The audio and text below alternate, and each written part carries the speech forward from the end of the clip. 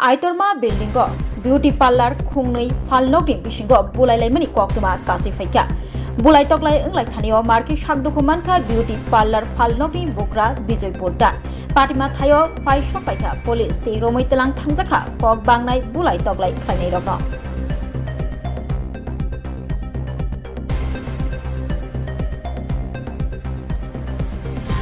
ঘটনা হয়েছে কি আমরা তো সবাই তো কাজে কর্মে ব্যস্ত থাকি।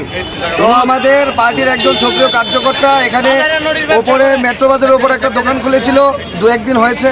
তো দোকান খোলা নিয়ে তাদের পার্শ্ববর্তী একটা পুরনো একটা দোকান আছে, উনি প্রতিনিয়তই মানে যেদিন থেকে খুলেছে ওই দিন থেকে একটা ঝগড়ার মতো করতো যে কেন দোকান খুললো, এখানে আমি একা ব্যবসা করছি।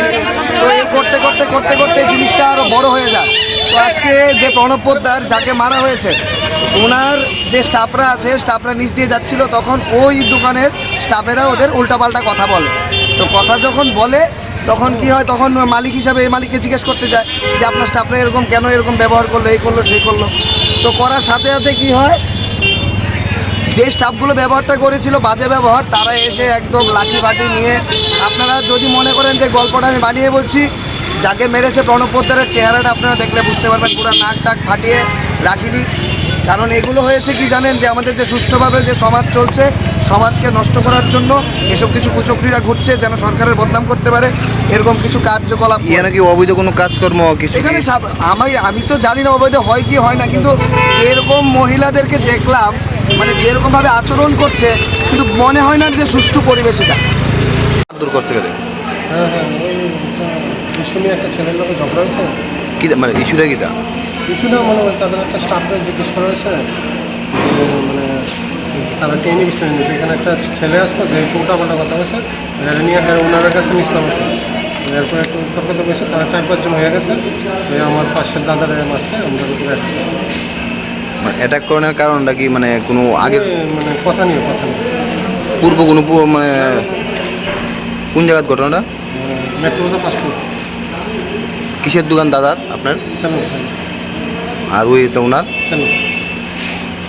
তো কী ঘটনাটা ঘটেছিল যদি বিস্তারিত বলেন বেশি। আজকে আধা ঘন্টা আগে আমাদের কাছে একটা রিপোর্ট আসে যে মেট্রো বাজার মধ্যে একটা মারামারি একটা হয়েছে শোনা যাচ্ছে।